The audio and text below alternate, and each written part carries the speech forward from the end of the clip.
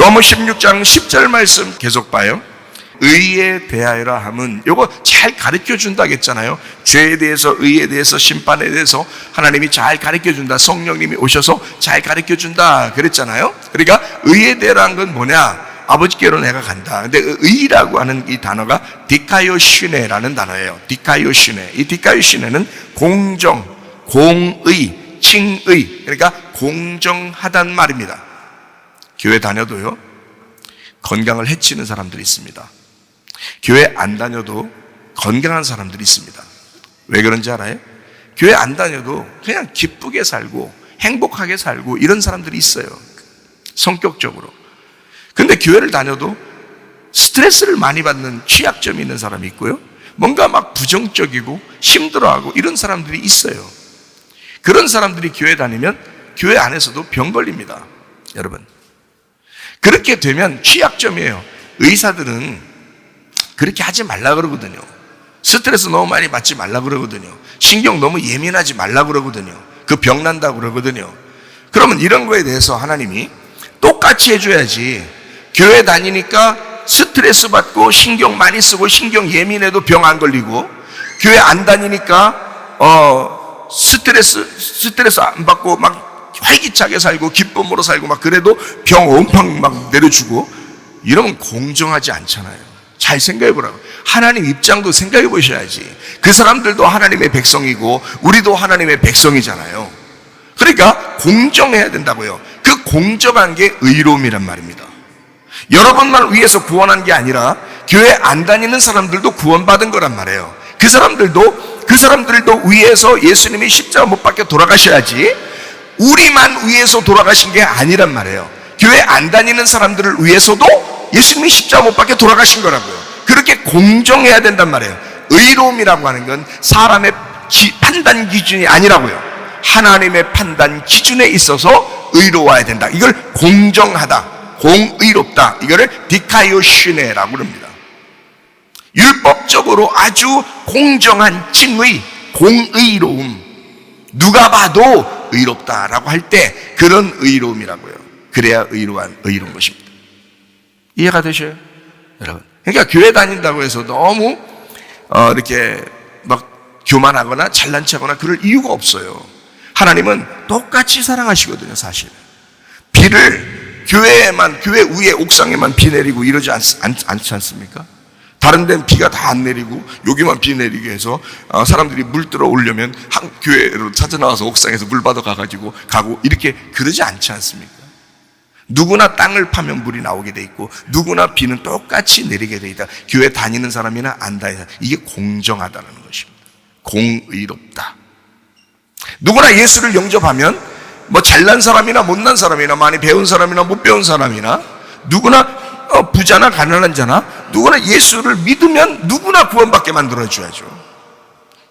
교회만 나왔다 해서 무조건 교회 다니는 사람들만 구원받고 나머지는 구원 못 받게 하고 이러진 않는다는 거죠.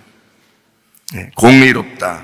이게요, 디카이오스에서 왔어요. 디카이오스. 이 디카이오스가 흠없는, 거룩한, 공정한 이란 말이거든요. 디카이오스.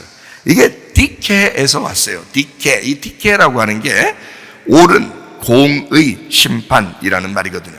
그럼 이 디케라고 하는 것은 뭐에서 왔냐면 데이크니오에서 왔어요. 데이크니오라고 하는 게 보인다라는 말이거든요. 보인다. 자, 그러니까 의로움이라고 하는 게 의가 뭐냐라고 하는 것이 의가 뭐냐 했더니 의가 보인다에서 왔구나. 쉽죠?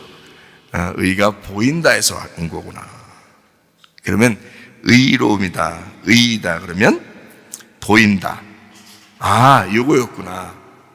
그러면 죄는 뭘까? 의의 반대말 불의. 죄는 뭐예요? 안 보인다.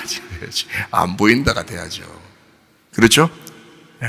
자, 그러니까 잘 들어봐요. 의라고 하는 것은 보인다 이런 말이에요. 보인다 그러면 성경에서 다른 말로 쓰는 게 하나 있어요. 보인다, 요걸 다른 말로 사용될 수 있는 게 있는데 그게 뭐냐면 알았다라는 말입니다. 알았다. 이게 보인다. 보인다는 말이 다른 말로 알았다라는 말이 돼요. 그러면요, 자, 모른다 하면 어떻게 돼요? 모른다 그러면 그게 죄라고 하는 거예요. 모르는 게 죄야, 이렇게 되는 거예요. 요한복음 16장 9절 말씀, 죄에 대하라면 그들이 나를 믿지 아니하며. 모르잖아요. 모르니까 그게 죄라는 거예요. 요한복음 17장 3절 말씀, 영생은 유일하신 하나님과 그 아들 예수 그리스도를 아는 것이다 그랬잖아요. 우리가 어떻게 영생을 받아요? 죄가 없어야 영생하죠, 그죠? 죄가 있으면 영생하지 못하거든요. 그러니까 죄가 없는 영생은 하나님과 예수를 아는 것이다. 다른 말로 말하면 하나님과 예수를 보는 것이다, 이렇게 되는 거죠. 다시 말하면 하나님과 예수 안에서 의로워졌다라는 말이 되는 거죠. 그러면 그걸 영생이라는 거예요. 그러면 자, 하나님과 예수 그리스도를 모른다, 하나님과 예수 그리스도를 못 봤다, 하나님과 예수 그리스도를 우리가 모르고 있다라고 하는 것이 그게 뭐다? 죄다. 그죠? 네, 분명하구나. 그러니까 여러분과 저는 지금 오늘 말씀을 들으러 왔어요. 말씀 들으러 왔다는 것은 알기 위해서 온 거예요? 모르기 위해서 온 거예요? 알기 위해서 온 거예요. 그러니까 성령님은 알기 위해서 오는 여러분들에게 반드시 가르쳐 주려고 그럴까? 안 가르쳐 주려고 그럴까? 가르쳐 주려고 그러는 거죠. 여러분이 뭘 구했으니까? 여러분 뭘 구하고 있으니까? 성령님을 구하라고 해요. 하나님이 그랬는데 그 성령님을 구하고 있잖아요. 그 진리의 성령을 구하고 있잖아요. 여러분 뭐 구하러 왔어요? 뭐 구하러 오셨어요, 여러분? 성령님을 구하러 왔기 때문에 성령님이 그 성령님이 알려주는 거란 말이에요. 네. 그래야 그 알려주는 것이 보이게 만들어요. 그러니까 눈 감고 모르니까 온 거예요. 눈 뜨게 해주세요, 알려주세요, 보이게 해주세요 하고 왔단 말이에요. 성령님을 주세요. 성령님이 없으면 난 죄 가운데 있으니까, 의로움이 없으니까 나는 보이지 않아요. 성령이 없으면 보이지 않아요. 알지 못해요. 모르고 있어요. 죄 가운데 아직도 허덕이면서 어두운 가운데 있습니다 라고 하는 소경들에게 성령님이 눈을 뜨게 만들어주고 알려주고 보이게 만들어준다 이 말이에요. 그거를 의롭다라고 말하는 것이다. 자, 이해가 되시겠죠? 이해되는 걸 깨닫는다라고 그러고, 그거를 보인다, 그걸 의로워졌다라고 하는 것입니다. 듣는데도 전혀 이해가 안 되는데요, 그 이 문제가 있는 사람이에요. 그 사람 문제가 있는 사람이에요 지금. 그 죄를 회개하셔야 돼. 죄 회개 안 하고서도 앉아 있어도 말씀은 들어가게 돼 있거든요. 죄 회개하지 않아도 하나님은 계속 사랑하시고 말씀을 증거하게 돼 있어요. 문제는 하나님 앞에 돌아오셔야 돼요. 의로워지셔야 된다 이 말이에요. 자, 보인다, 알았다. 어떻게 됐다는 거예요? 하나님과 하나가 되었다 그 말이에요. 하나님과 하나가 되었다. 자, 알았다는 말이, 구약에 있는 말이 야다라는 말이 있다고 그랬어요. 신약에는 이제 게노스코라 그럽니다. 몸과 마음으로 알았다. 남편과 아내가 몸과 마음으로 서로 알았다, 서로 동침했다, 이거를 알았다 그러거든요. 내가 당신을 보았어요. 당신이 나를 보았어요. 내가 당신을 알게 되었어요. 당신이 나를 알게 되었어요. 그래서 부부가 동침하고 또 알게 되고, 이걸 언제까지요? 죽을 때까지 알아가는 거예요. 그래서 좀 알겠는데 그러면 죽어. 이제 가야 돼, 이제 하늘나라에. 그러니까 아직 잘 모르지 뭣도 모르고 결혼하고 이런 사람은 맨날 싸우고 그런 사람들도 많아요. 문제가 있어. 우리 교회 나오셔야 돼. 그래서 결혼에 대해서 다시 배워야 돼, 정확하게. 그러니까 여러분이 목사님 그러면 결혼에 대해서 목사님께 좀 알고 그래요? 제가 알아요. 제가 좀 아는데요, 여러분은 잘 모를 수도 있어요. 이게 가르쳐 주니까 이제 알았죠. 아는데 잘 모르는 사람들이 참 많아요. 저도 뭣도 모르고 살았었어요. 저도 뭣도 모르고 하나님이 저에게 가르쳐 줬어요, 결혼에 대한 거를. 그리고 하나님 말씀을 갖다 이걸 다 풀어줬어요, 쭉 결혼에 대해서. 그리고 창세기부터 요한계시록까지 결혼에 대한 문제를 다 풀어줘서 쫙 연결이 돼서 알았어요, 이 말씀을. 그래서 알게 된 거거든요. 여러분이 왜 목사님한테만 알려줘? 하나님이 기분 나쁘게 나한테도 빨리 알려줘야지. 목사님은 설교를 해야 되니까 하나님이 불쌍히 여겨서 이렇게 알려주기도 하고 그런 거죠. 그리고 불쌍하게 살았어요. 제가 실제로 불쌍하게 많이 살았어요. 오랫동안 하나님 앞에 눈물도 많이 흘리고 슬프기도 하고 괴로움도 많았어요. 제가요. 그래서 하나님이 나를 불쌍히 여겨서 그 말씀을 깨닫게 해주셨어요. 이 말씀, 그래서 제가 이런 결혼에 대한 이야기를 쭉 이렇게 성경을 통해서 하게 되면요, 여기만큼 정확한 데가 거의 없어요. 그만큼 하나님이 지혜를 주셨어요, 저에게. 그래서 우리 교회에서 젊은 아이들 있잖아요. 결혼하고 나면 지금 결혼 생활 잘해요. 결혼 생활 잘하는 사람 많습니다. 어떻게 아내에게 대해야 되는지, 어떻게 남편에게 대해야 되는지, 어떻게 자녀들에게 대해야 되는지 아는 사람들이 꽤 있어요. 예. 이게 자꾸 가르쳐 주니까 그러는 거예요. 하나님의 성령께서도 우리에게 죄에 대해서, 의에 대해서, 심판에 대해서 다 이렇게 가르쳐 주려고 그래요. 보이게 해주고 알게 해준다는 거죠. 그게 하나님의 성령이 하시는 역할이에요. 이거를 우리에게 알려준다는 거죠. 이걸. 그래서 하나님과 하나 되었다. 이거를 의로움이다. 하나님과 하나 되어서 여기서 벗어나면 이 죄라고 그러는 거예요. 그래서 하나님하고 자꾸 하나 되려고 교회 나와서 말씀 듣고 예배 드리고 그러는 거예요. 이거를 자꾸 하나 되려고 자꾸 두르는 거죠. 그 예수님이 가늠한 여자가 같이 있을 때 그 가늠한 여자 그 가운데 있어 도망가지 않고 거기 있는 거죠. 가운데 계속 있는 거죠. 그러니까 저도 제가 가늠한 여자면 주님 안에서 계속 같이 이렇게 가운데 있으려고 하는 사람이거든요. 그게 의로움이라는 걸 알기 때문에 그러는 것입니다. 우리는 하나님의 창조의 자리, 자, 우리가 이제 의롭게 되는 거, 그러면 창조의 자리로 돌아가야 되거든요. 그게 의로움이에요. 자, 하나님이 우리를 만드실 때 불의하게 만들지 않았습니다. 하나님은 원래 우리 인간을 만들 때 인간이 선악과 먹고 죄를 지어서 그렇지, 선악과 먹고 죄 짓기 전에는 하나님이 우리를 의롭게 만드셨죠. 깨끗하게 만들었단 말이에요.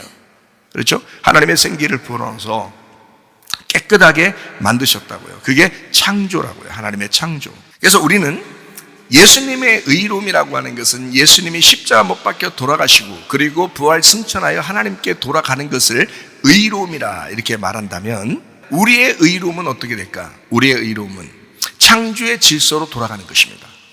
하나님이 우리를 처음 만드셨을 때 하나님의 그 마음에 우리가 돌아가는 거예요. 그 창조의 질서예요. 그럼 어디로 돌아간다는 거예요? 에덴 동산으로 돌아가야 된다는 얘기고, 에덴 동산을 회복해야 된다는 것을 말하는 것입니다. 에덴 동산을 회복한다, 이 말은 에덴 동산이 왜 만들어졌는데요? 에덴 동산이 뭐예요? 에덴 동산이 뭔데? 에덴 동산을 회복해야 되는데 에덴 동산 안에 인간을 만들어 거기다 집어넣는 이유가 뭐예요? 에덴 동산이 뭐기 때문에? 예배니까 그런 거예요. 에덴 동산을 예배가 아니었으면 에덴 동산 만들 이유가 없었어요. 그냥 모든 게 다 아담의 땅인데 그냥 두면 되죠. 근데 그 가운데 에덴 동산을 정해놓고 그 지정해 놓은 그 장소에다 집어넣었거든요. 뭐 하라고요? 예배드리라고요.